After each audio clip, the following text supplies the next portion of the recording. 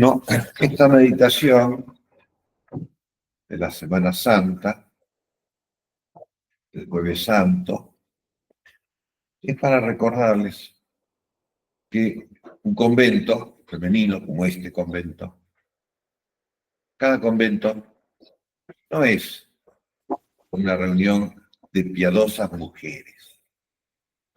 Eso hay mucho en el mundo. Muchas piadosas mujeres, mis hermanas, mi madre, y muchísimas otras. Es una reunión de esposas de Cristo.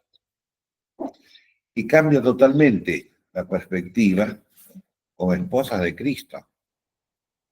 Porque muchas piadosas mujeres, católicas, cristianas, o de otras religiones también, piadosas mujeres tienen su hogar, su familia, su esposo, etc. Pero las religiosas son esposas de nuestro Señor Jesucristo. O mejor dicho, nuestro Señor Jesucristo las ha elegido como esposas. Las ha, como dice el profeta Oseas, las ha cortejado, las ha llamado amorosamente para ser esposas. Como en la vida, leemos en la vida de Santa Rosa de Lima, que tenía esa comunicación tan cercana y tan milagrosa, ¿no?, con Jesucristo. Se le aparecía a Cristo muchas veces, y una de las veces que se le aparece, le dice: Rosa de mi corazón, yo quiero que seas mi esposa. Esa es la vida religiosa. ¿Viste? Si no, no. Si no aceptamos, si no aceptan ese requerimiento de nuestro Señor Jesucristo, nunca van a ser religiosas, por más que hagan 3, 4 o 5 votos de caso. Porque esa es la vida religiosa. Como con Santa Teresa. Vieron que Santa Teresa tiene Santa Catarina de Siena, esas cuestiones más místicas, del desposorio espiritual, el anillo que le daba a Jesucristo, etcétera, ¿no? Esas cuestiones más extraordinarias, pero que básicamente es para todas las religiosas. Ser llamadas, o Cristo las llama a ser sus esposas, porque las ama preferentemente. Vieron cómo entre los apóstoles estaba el discípulo amado. Sí, Cristo tiene algunas preferencias. Y entre las piadosas mujeres que seguían a Cristo, y dice el Evangelio, y lo servían con sus bienes, también tuvo algunas preferencias particulares, amistades particulares, amores particulares, como María Magdalena, por ejemplo, como Marta, como Lázaro también, etc., ¿no? Entonces aquí, este amor o esta amistad, este amor particular con cada una de las monjitas, pidiéndole si quieren ser esposas de él. Y tienen que responder, lógicamente. Tienen que aceptar el requerimiento de Cristo. Como dicen en España, el requiebro de Cristo. Tienen que aceptarlo, si no, no. Porque si no, van a ser religiosas, como decía, con 3, 4, 5 votos, pero como piadosas mujeres que se reúnen a rezar y hacer apostolado, y molestar a las otras mujeres que viven con ustedes. ¿Qué pasa? Pasa porque no amamos suficientemente a Jesucristo. Como siempre les digo, los religiosos somos los amigos del esposo. Y también tenemos que amarlo como Él quiere amarnos, como Él nos ama a nosotros, como amigos, pero amigos del esposo, es decir, dentro de este ámbito matrimonial o esponsal, ¿sí? Porque es el amor en la vida religiosa. Por eso no nos casamos, ¿sí? Porque ya estamos con este casamiento, con este matrimonio sobrenatural de Cristo. Y por eso entonces, decíamos, no son piadosas mujeres que se juntan para rezar y para otras cositas, sino esposas de nuestro Señor Jesucristo. Y esta vida religiosa, a imitación de nuestro Señor Jesucristo, o mejor dicho, ¿no? Siguiendo este matrimonio con Cristo, la vida religiosa se constituye primero, o inmediatamente, no primero, segundo, pero más inmediatamente, por los votos de pobreza, castidad y obediencia, como muy bien sabemos. Porque Cristo eligió pobreza, como muy bien lo sabemos, el Hijo del Hombre no tiene dónde reclinar su cabeza. Nosotros tenemos dónde reclinar nuestras cabezas, nuestros conventos están bien organizados, bien preparados, tienen todo y generalmente tienen de más de lo que tendrían que tener. Pero nuestro Señor Jesucristo, que tenía, porque le daban, vivía de limosna, pero vivía bien, ¿no? En el sentido que las piadosas mujeres, y mucha gente con sus limosnas, etcétera, ¿no? Pero nuestro Señor Jesucristo nos dio el ejemplo de la santa indiferencia por el voto de pobreza. Si tenemos, tenemos. Y si no tenemos, no tenemos. Nos preocupamos muchas veces, como Cristo no se preocupó, nos preocupamos por las cosas que faltan, o las cosas que imaginamos que faltan. San Francisco de Asís, que un enamorado de la pobreza, como bien sabemos, quería él, sin embargo, para el culto de Dios, para el altar, lo mejor que pudiera, evidentemente, ¿no? Pero para él no. El primer convento franciscano fue una especie de galpón, más o menos, con medio techo, otra mitad sin techo, una cruz, y nada más, no había ni camas, ni mesas, ni nada. Eso fue el primer convento franciscano. La santa indiferencia respecto de las cosas, los bienes materiales. Como lo recuerda también San Juan de la Cruz muchas veces, en las cautelas, por ejemplo. La santa indiferencia. Porque Jesucristo tuvo esa santa indiferencia. No tenía dónde reclinar su cabeza. Por lo menos en lo que llamamos su vida pública, ¿no? De los 30 a los 33 años. El voto de obediencia, por lo cual obedecemos o nos comprometemos a obedecer a la madre superiora, a la maestra novicias, etc. Jesucristo no hizo voto, ¿no es cierto? Fue obediente hasta la muerte de cruz. Es decir, Jesucristo se humilló. Eso quiere decir el voto de obediencia. Se humilló, como vemos estos días de la Semana Santa, obedeció a Poncio Pilato, un juez injusto. Y que además, un juez inferior a Cristo. Porque Cristo, y le dice, ¿no?, que es rey, el rey de los judíos y el rey del universo. Se humilló. Porque el voto de obediencia, además de obedecer a la más superiora, la maestra novicias, obedecer al confesor, al Padre Espiritual. Jesucristo no tuvo confesor, evidentemente. Tuvo un padre, San José. Pero en él, bueno, obedeció a Dios, su padre, ¿no? Se humilló, totalmente humillado. Ya vamos a explicar más, un poco más después, ¿no? Totalmente humillado. Porque la obediencia, después del pecado original, antes del pecado original no había ningún problema, ¿no? Después del pecado original, con el cual nacemos nosotros, la naturaleza humana, herida y redimida después, tiene una inclinación a la soberbia, una inclinación a no obedecer, una inclinación a la autonomía, o como dicen ahora, como dicen los psicólogos, en vez de la humildad, como dicen, autoestima, bien alta la autoestima.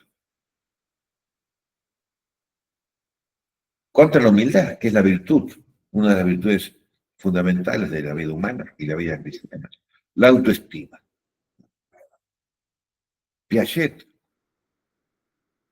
el gran profeta de la educación moderna, por Rousseau. Al niño no hay que corregirlo, porque él va a aprender solito. Por supuesto que es falso, porque los niños no aprenden solitos, evidentemente, pero está fomentando la soberbia. En cambio, San Juan de la Cruz dice, no, la humildad en qué consiste, en dejarse enseñar, saber aprender, de los sabios y de los ignorantes también, porque todos sabemos algo, ¿no? Hasta la última novicia que recién ingresa, postulante o aspirante, la última, también sabe algo de la cual podemos aprender. Pero con la autoestima y todas esas cosas de Piaget y no sé quién, no podemos aprender. Como dice la Sagrada Escritura, el sabio aprende del necio. Siempre algo se aprende. Y el necio no aprende del sabio. Entonces, el voto de obediencia significa eso también. La humildad, la anti-autoestima, la anti-soberbia, la anti-vanidad, etc. Porque en la obediencia religiosa realmente aprendemos. Incluso si la madre superiora es un poquitito, en fin, discutible, ¿no? También podemos aprender de ella. Siempre podemos aprender de las novicias, de las ancianas sobre todo, porque las ancianas, los ancianos, aunque somos malos, tenemos experiencia. Y la experiencia en la vida religiosa, en la vida espiritual, engendra ciencia. Hay un aprendizaje, porque los ancianos también hemos aprendido de nuestros propios pecados, de nuestros propios defectos y equivocaciones. Y por eso Santa Teresa, cuando recomienda o cuando habla del director espiritual, dice, no hace falta que el director espiritual sea un santo, un gran santo, como San Juan de la Cruz. Hace falta que tenga experiencia y ciencia de las cosas espirituales, para poder aprender y sujetarnos en la obediencia al Padre Espiritual, en las cuestiones espirituales. Jesucristo, esposo de Santa Teresa de Ávila, una vez que se le aparece y le dice, Teresa, tiene que hacer tal y tal cosa. Tiene que ir a fundar un convento en no sé en qué ciudad. Pero primero tienes que pedirle permiso a tu confesor. Si el confesor te aprueba, entonces sí. Y después tenés que pedir permiso al obispo del lugar. Si tu confesor y tu obispo dicen que sí, sí. Por más que Cristo le había dicho que sí, el mismo Jesucristo. Se encuentra la prueba de la humildad que le pide y la obediencia que le pide Cristo a Santa Teresa, tan gran santa y tan esposa de Cristo. Y el voto de castidad, que viene a dar una nota propia o característica, la caridad. El voto de castidad es el voto del amor. Por el cual, lógicamente, no nos casamos, etcétera, tiene ese aspecto que decimos que no, pero es el voto del amor. Nos comprometemos ante Cristo y la Santísima Virgen, ante la Iglesia, ante el pueblo fiel también, ante la sociedad. Amar de tal manera a Cristo que, como digo, las monjitas se hacen esposas de Cristo. Es el voto de castidad, el voto esponsalicio. Y los frailes nos hacemos los amigos del esposo. Entonces sí, si quieren ser esposas de Cristo, o las que ya tienen los votos perpetuos, tienen que seguir. Si los que tienen votos perpetuos se dan cuenta que no han sido buenas esposas de Cristo, lloremos nuestros pecados y retomemos este camino de santidad. Esponsalicia, santidad de esposas. Retomemos. Porque muchas veces Cristo a sus esposas las reta, que no han sido fieles. Fieles a este amor de esposas. No es simplemente fiel al voto de castidad. Por supuesto hay que ser fieles al voto, ¿cierto? Pero fieles a esta relación esponsalicia con Jesucristo. Si no, no. Y como dice el Evangelio, empezando por los más ancianos. Si no, no. Entonces, esposas de Cristo, aquí presentes. Nos encontramos o nos enfrentamos, nos descubrimos esta Semana Santa a Cristo crucificado, el esposo crucificado,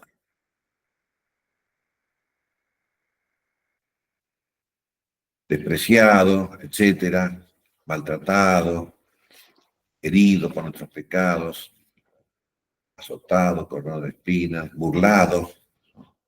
Herodes, ¿cómo se burló Herodes de él? Herodes, este, que tenía esa religión supersticiosa, quería ver a Cristo, el gran milagrero. Y lógicamente la religión supersticiosa no sirve para nada, pero el gran milagrero, ver cosas espectaculares, como hoy día, revelaciones, visiones, la superstición, la curiosidad religiosa. Eso termina despreciando a Cristo. Porque Cristo, cuando uno quiere visiones, revelaciones y curiosidades religiosas, Cristo dice no. Cristo nos reta, nos hace fracasar. Y gracias a Dios que fracasamos. Cuando entramos en este camino estúpido de las revelaciones nuestras o de otros, ¿viste? Porque, como dice el Evangelio, ¿no?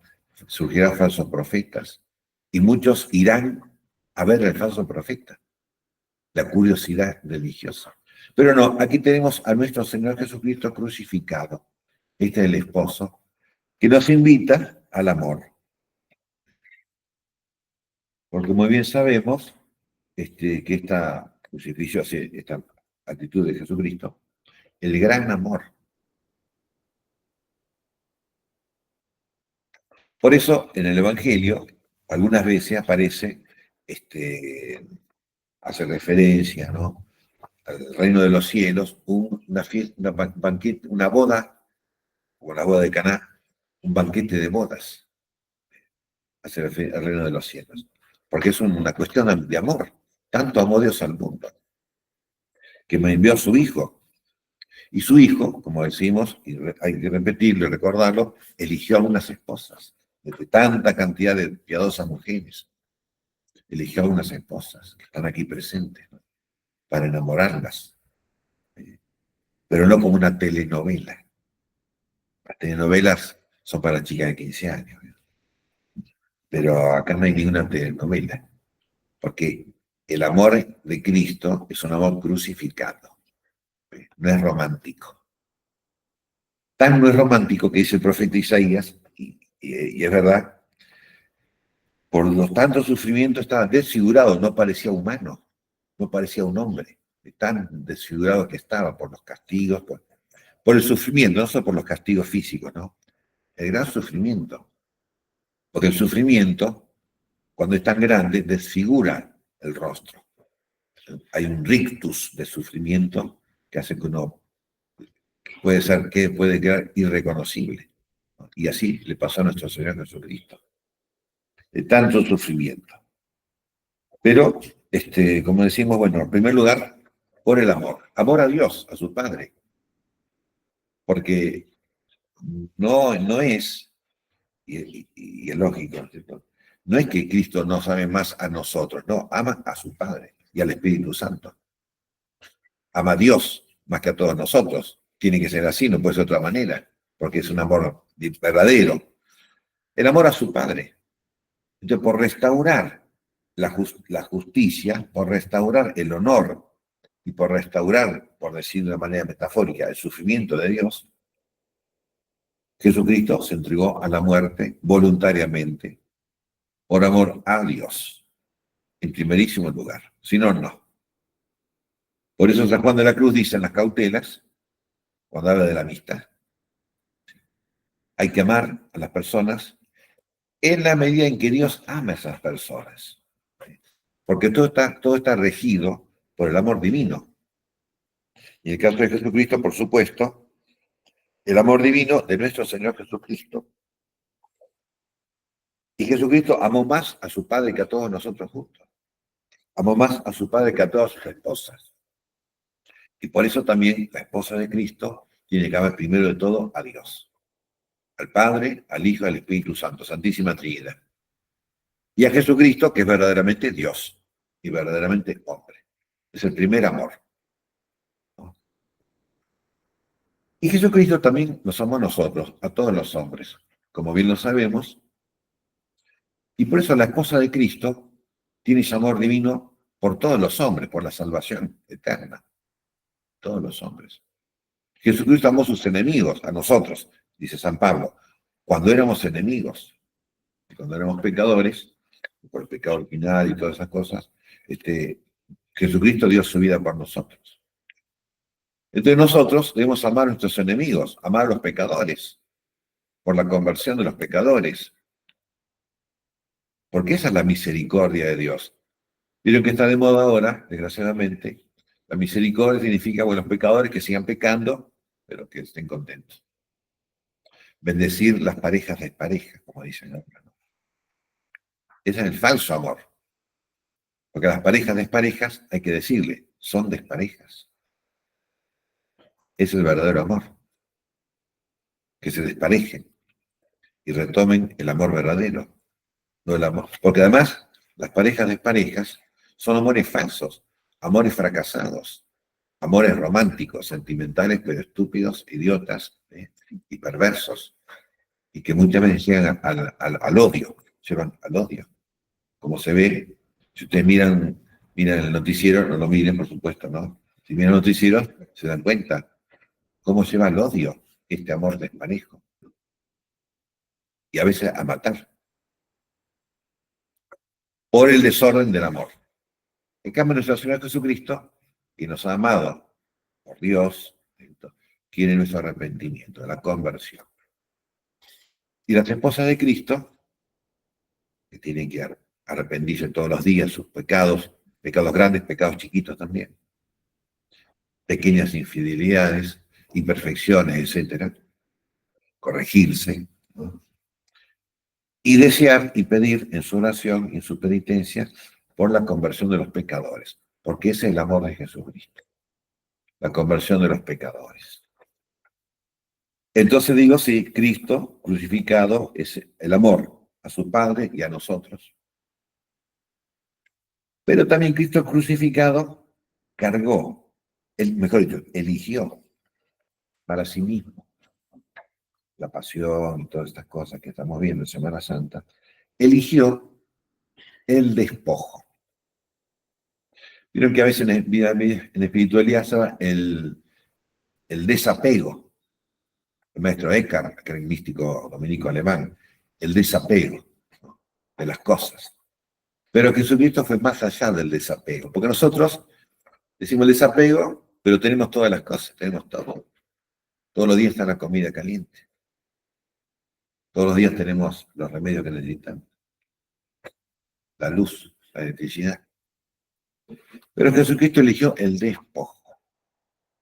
Fue despojado. Despojado es decir, le quitaron todo.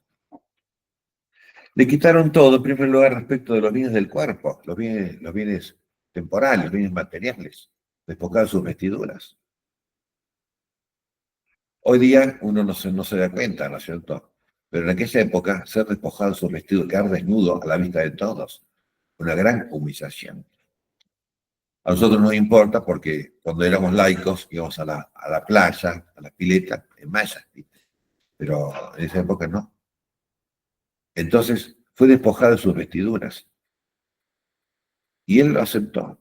Como acuérdense, se entregó voluntariamente, quiso aceptar. Ser despojado de todos los bienes materiales. Estuvo varias horas sin comida, sin bebida. Fue despojado de su sangre, porque murió desangrado. Fue despojado del oxígeno, porque esta posición, así con los brazos fijos, ¿no? Impide la respiración. Y por eso, ser despojado de su oxígeno, que necesariamente es esencial, ¿no? Hacer despojado de su oxígeno, supongo yo, no dice nada del Evangelio, pero se produce alucinaciones, porque las neuronas no reciben los hijos que necesitan. Fue despojado de lo que podríamos decir la cordura, por las alucinaciones. No dice nada del Evangelio, pero es el efecto que produce. Fue despojado en lo de los bienes del alma. Fue despojado de sus amigos, los apóstoles. Uno solo al pie de la cruz, el discípulo amado. ¿Me das cuenta? El que él más amaba y que más lo amó a él. Porque el amor solamente hace todas estas cosas. Cerrame también.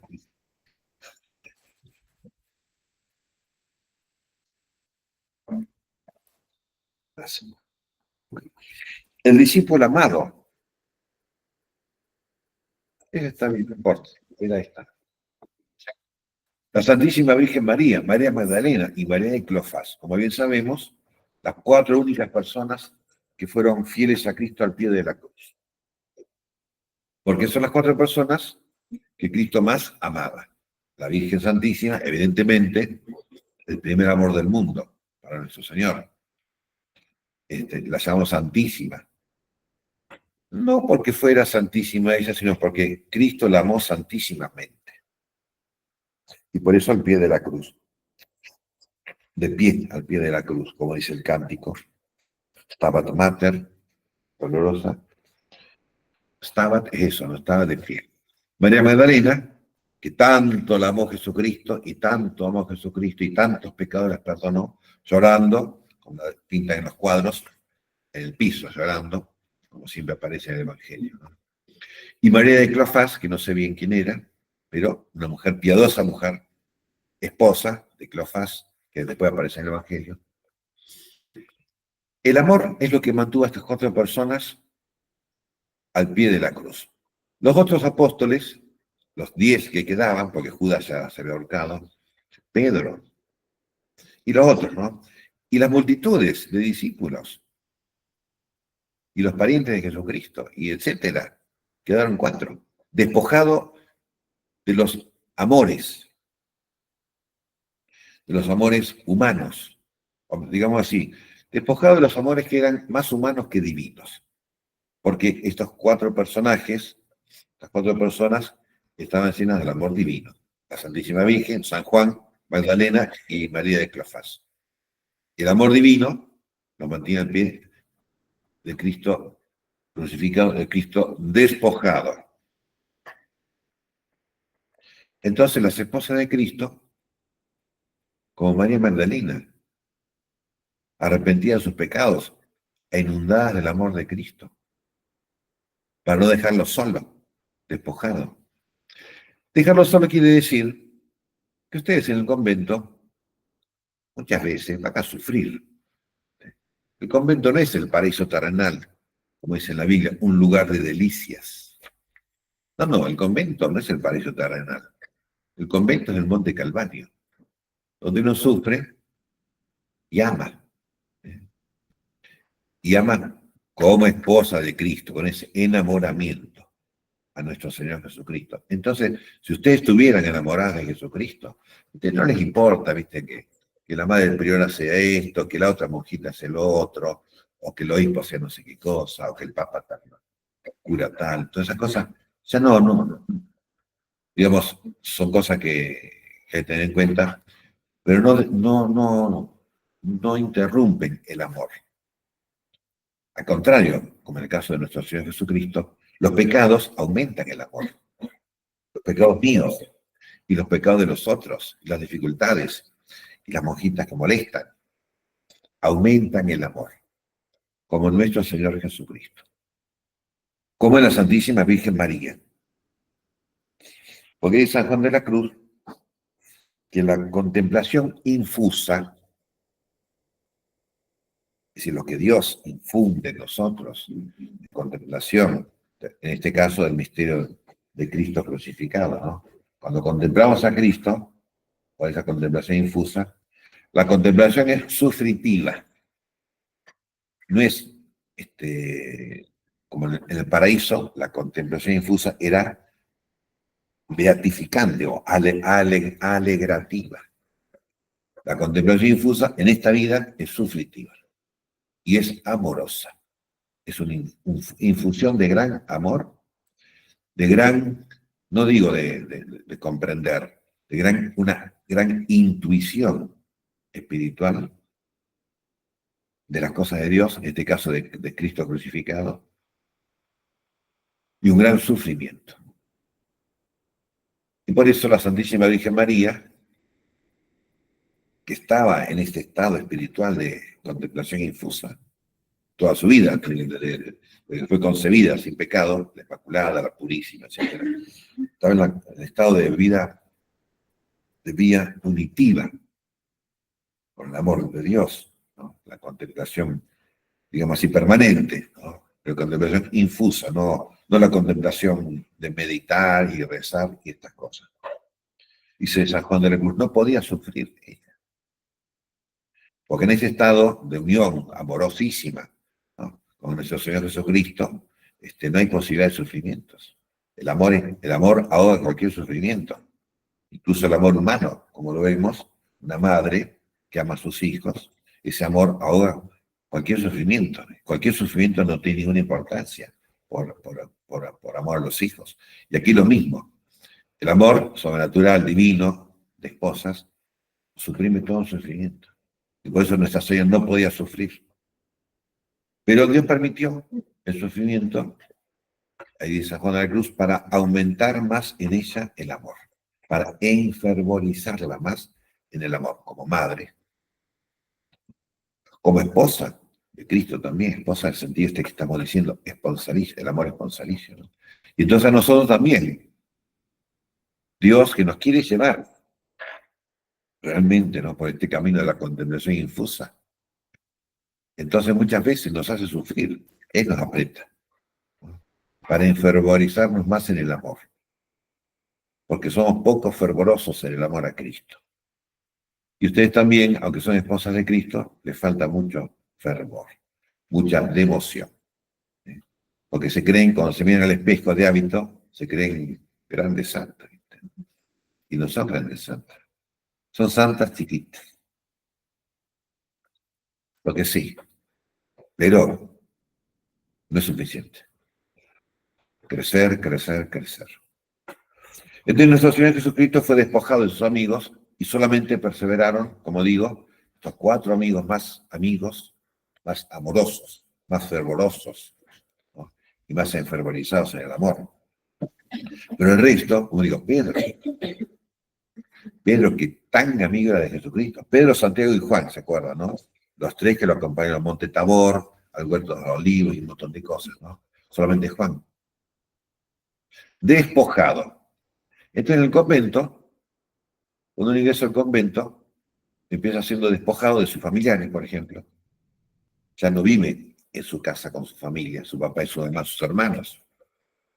Vive en un convento con otra gente que no sabe quiénes son. Y dentro del convento, no todas las monjas son amigas de todas las monjas. Hay algunas que son más amigas, otras menos amigas. Y otras monjas que no tienen ninguna amiga, que son bastante molestas. Bueno, también son esposas de Cristo. Dios nos pone en esta vida problemas, cuestiones, sufrimientos.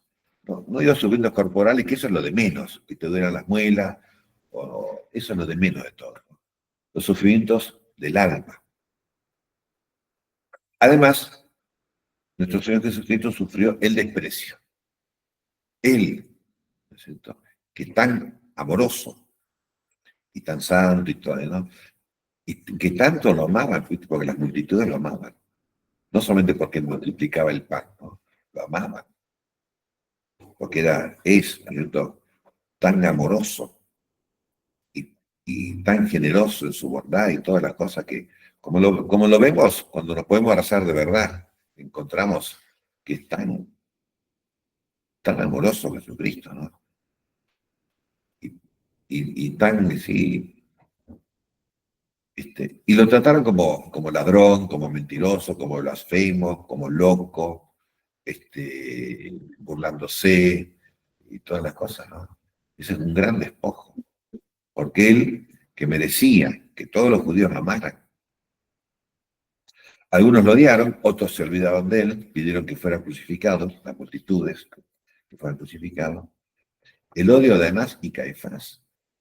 Porque Anás y Caifás no eran cualquiera, eran los jefes, los sumos sacerdotes. No me acuerdo cuál de los dos era peor, pues los judíos se tornaban. Cada año uno era sumo sacerdote, ¿no? Creo que Anás era sumo sacerdote y Caifás era el suegro, algo así, ¿no? Que también había sido sumo sacerdote, ¿no? Pero los sumos sacerdotes que conocían la Biblia, conocían las profecías. Parece que los fariseos, y hoy día también los judíos, no leen del profeta Isaías esos capítulos que hay, 50, 51, 54, sobre el siervo sufriente, porque hablan tan claramente del Mesías, pero con un Mesías fracasado. No lo leen. Y ahora menos, porque le hace recordar a Cristo, ¿no es cierto? Pero quiero decir, Anás y Caifás, los grandes doctores de la ley de Moisés, los grandes intérpretes de del Antiguo Testamento y todo, ¿no? No descubrieron, no se dieron cuenta que este hombre era realmente el que anunciaron los profetas, etcétera, etcétera. Cuando las multitudes decían, este es el profeta que estábamos esperando que tenía que venir. Y Anás y Caifás no lo descubrieron, no se dieron cuenta. Al contrario, fueron enemigos de Jesucristo, como muy bien lo sabemos, por muchos motivos, lo odiaban personalmente. Tan es así que dice, hace poco leímos en la misa, hay que matar también a Lázaro, porque por culpa de Lázaro, mucha gente cree en Jesucristo. El odio, el asesinato sin ningún motivo, sin ningún delito real, simplemente por el odio. Aquel, no sé, Jesucristo, que es merecedor de todo amor. ¿Ve cómo fue despojado? Y eso no es simplemente que le hicieron la contra a Cristo, no. Cristo sufría, Cristo sufre cada vez que no lo amamos. Es un sufrimiento para Él, porque Él quiere que lo amemos, no por egoísmo, ¿no es cierto? No por soberbia ni autoestima, ¿no? Quiere que lo amemos, porque Él es digno de ser amado. Y si no lo amamos, sufre Él porque nos ve cayendo, ¿viste? En la oscuridad, en el pecado, etcétera, ¿no? Y Él sufre, metafóricamente, porque ahora ya no sufre más, evidentemente, pero sufre porque no lo amamos. Y las monjitas que son esposas de Cristo, si no lo aman como esposas, con ese amor, si alguna vez, cuando eran laicas, ¿no es cierto?, vieron alguna telenovela o algo parecido, ¿no? El amor de los esposos, la esposa. O vemos en las mujeres santas, esposas santas como Santa Isabel la Católica, por ejemplo, ¿no? Y tantas otras santas mujeres, ¿no? El amor y la devoción por el esposo. Entonces, cuando Cristo ve que las esposas lo aman tibiamente, lo aman, pero se quejan. Santa Teresa se quejaba, pero se quejaba amorosamente. Y un poquito así haciendo chiste con Jesucristo. Pero cuando se tropieza, se esa anécdota, se tropieza. Señor, si soy tu esposa, ¿cómo permites que tropiece? Y que así trato a mis amigos. Con razón tienes tan pocos amigos. Eran bromas teresianas. Se quejaba, pero se quejaba amorosamente. Nunca se quejaba desamoradamente. Nosotros sí nos quejamos desamoradamente, nos quejamos que nos pasan cosas malas, no digo como digo, dolor de buenas no me interesa, ¿no? Que no nos tratan bien, que la madre superiora no me quiere, la madre superiora no me entiende. Y entonces me quedo, Jesucristo, ¿por qué me trajiste a esta congregación donde la superiora no me quiere? Justamente te traje a esta congregación donde la superiora no te quiere para que aprendas a amarme más a mí, para hacer más puro el amor de esposa. Para eso Cristo nos aprieta. San Juan de la Cruz dice, cuando habla de la contemplación infusa, que es todo esto que estamos hablando, ¿no? Dice, Dios usa una palabra española, destrica el alma, tritura el alma, la descuartiza. Esa es la experiencia, lo que uno siente, me parece, ¿no? Y por eso nos quejamos, Señor, yo que soy tan bueno, y que me he entregado totalmente a ti, con los votos, famosos votos, puede ser que esté a venir, ¿Cómo puede ser? Porque te amo. Como decían los españoles, porque te quiero, te aporreo. Es así. Así es en Jesucristo. ¿Ves? Y es verdad, a pesar que suene gracioso, es verdad. Es el amor, el verdadero amor, como una madre, pero más que una madre, ¿no?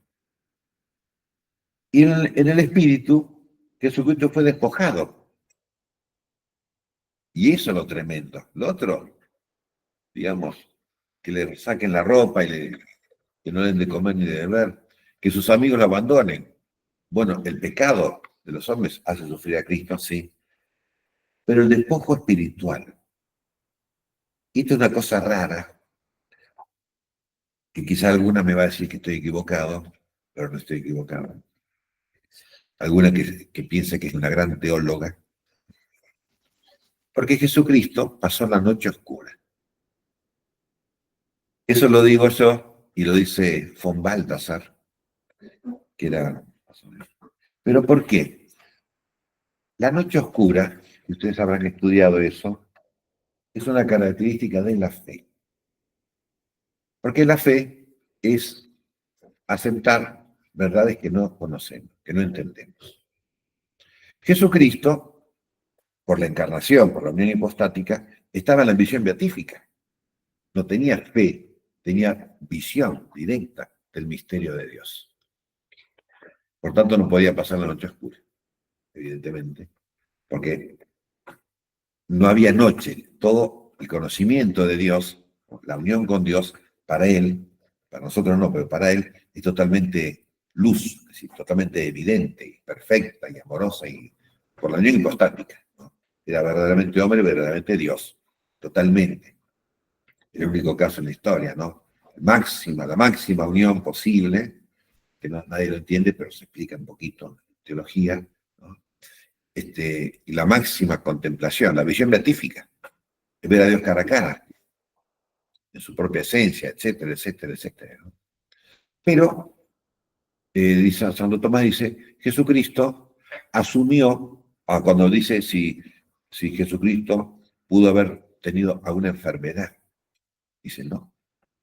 Jesucristo, como perfecto hombre y sin pecado original, no podía tener ningún defecto, pero quiso asumir los defectos humanos en orden a la redención. Por ejemplo, la muerte. Cristo no podía morir, porque no tenía pecado original. Era inmortal, pero lo mataron, ¿no es cierto? No podía sufrir físicamente ni psicológicamente, pero quiso aceptar. Entonces, respecto del despojo espiritual, Cristo no podía pasar por la noche oscura, que es justamente una característica propia de la fe que nosotros tenemos. Si llega la noche oscura quiere decir que llega un momento que no entendemos nada de Dios.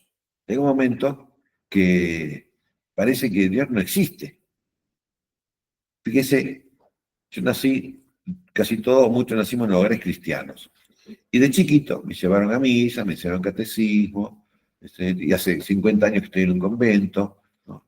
Entonces, ¿y no será todo fantasía, invento de los curas? ¿No será todo imaginación? Esa es la noche oscura, se inventa. ¿No será todo como hay un cuento de Borges, Jorge Luis Borges? Un cuento, era muy agnóstico Borges, ¿no? Y para él todo era, no sabía, él nunca supo, no sé, al final de su vida, ¿no? No sabía si este mundo real o es imaginación. No sabía si existe Dios o no existe Dios. Jorge Luis Borges, toda su vida fue una noche oscura. Incluso al morir, antes de morir, se confesó, por si acaso, ¿existe o no existe Dios? ¿Existe o no existe el cielo y el infierno? Pero nosotros que somos cristianos, ¿no es cierto? Es lo mismo la noche oscura. Es como Borges, la angustia de no saber si sí o si no. Es una gran angustia, aunque vivamos en un convento. Este, ahí donde dice San Juan de la Cruz que Dios destrica o tritura el alma. Y en la noche oscura es donde se da justamente la contemplación infusa, porque la luz divina es infinita, ¿no es cierto? La mente humana es finita. Entonces, San Juan de la Cruz dice, hay un choque. Por eso se destrica el alma, hay un choque. Como si choca un autito de Citroën que tenían ustedes con un colectivo. Se destrica totalmente. Y esa es la noche oscura, ¿se da cuenta? El alma queda como triturada por no saber si existe Dios. Tantos años de monja, las fundadoras aquí presentes, ¿no? Hace 50 años que son monjas. Y parece que Dios no existe. Y se dan cuenta. Es el fracaso de toda mi vida. Entonces Jesucristo hizo, asumió la noche oscura, este gran sufrimiento, este gran despojo, por nuestra redención, en orden de la redención. Cuando dice, Dios mío, ¿por qué me has abandonado? Realmente, Jesucristo, que es Dios, y hombre perfectísimo, que está en la visión beatífica, que fue tan bueno, digamos así, y Dios lo abandonó, Dios no lo ama. Es lo que le dicen los fariseos, si Dios lo amara, vendría y lo sacaría de la cruz. Y no lo sacó de la cruz. De cómo todo se conjuga, ¿no?, en este despojo espiritual, la noche oscura. Entonces las esposas de Cristo tienen que caminar valientemente hacia la noche oscura, con nuestro Señor Jesucristo, porque están desposadas con Cristo y tienen que seguir este camino, no hay otro. Si hubieran casado con un hombre normal, sería más una vida más tranquila, pero acá no, la vida no es tranquila, porque el esposo consagró el matrimonio en la cruz. Ahí consagró, consumó el matrimonio en la cruz, en la noche oscura. El abandono, Dios, mi Padre Dios, no me ama, me ha abandonado. Me ha abandonado en manos de los fariseos, de los romanos, de Judas, de Herodes, etcétera, ¿no?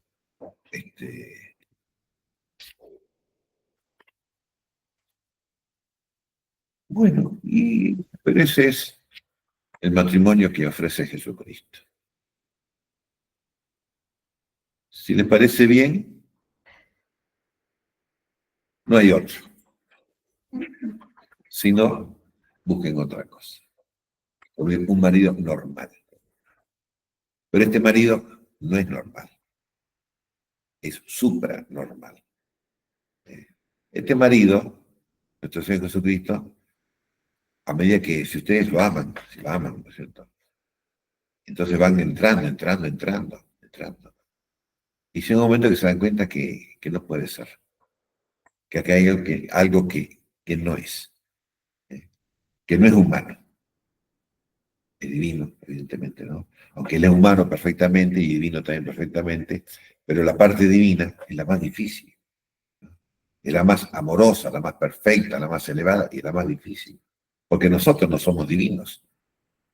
Entonces, este camino de nuestra vida religiosa, ¿no?, la vida esponsalicia, etcétera, ¿no?, camino de amor, camino de contemplación, ¿no?, de despojamiento.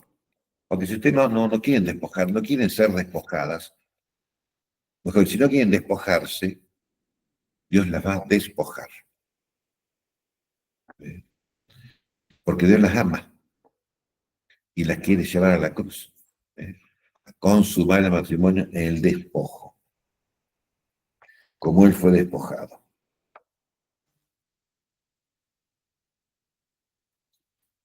Y todo esto, en nuestro Señor Jesucristo, no, o sea, todo esto sucedió sin que se interrumpiera la visión beatífica.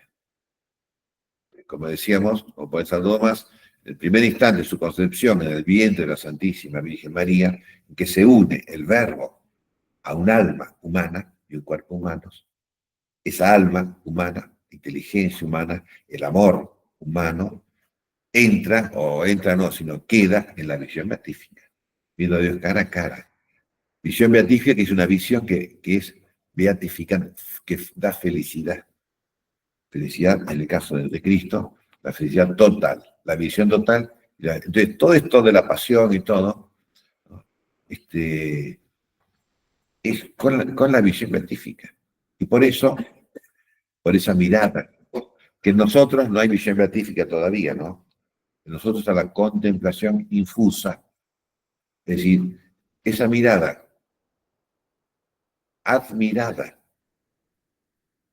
y en un sentido oscura, porque es noche oscura, ¿no es cierto? Admirada y sin explicaciones, ¿no? Porque uno lee el catecismo, por ejemplo, y ahí explica bastante bien todo, ¿no? ¿No? Nos damos cuenta que el catecismo no sirve para nada. El Evangelio, bueno, es palabra de Dios, pero tampoco el Evangelio nos sirve. En ese momento no sirve nada. Nada, nada, nada. Solamente el amor, la aceptación, pero más que nada el amor. El amor como de una mirada admirada y amorosa, el caso nuestro, de Cristo crucificado. Es más, sería más perfecto o más útil, mejor dicho, ¿no? Mirar a Cristo crucificado con los ojos cerrados. Así que los ojos de la cara no vean. No vean porque las imágenes, bueno, ayudan, evidentemente, ¿no? Pero llega un momento que las imágenes no ayudan. Llega un momento de la contemplación infusa que las imágenes también distraen. Por eso, si ustedes miran los íconos orientales, ¿no? Bizantinos, los íconos, las imágenes, en general son muy inexpresivas, medio secotas. En cambio, las imágenes latinas y en algunas épocas del arte son mucho más expresivas, mucha más sangre, como la película de Mel Gibson de La Pasión, sangre, sangre, sangre. Más expresivas, sí. Pero mejor que sean menos expresivas en lo exterior y más certeras, ¿no? En la contemplación infusa. Como digo, esa mirada admirada, amorosa, que no entiende nada, pero que está ahí.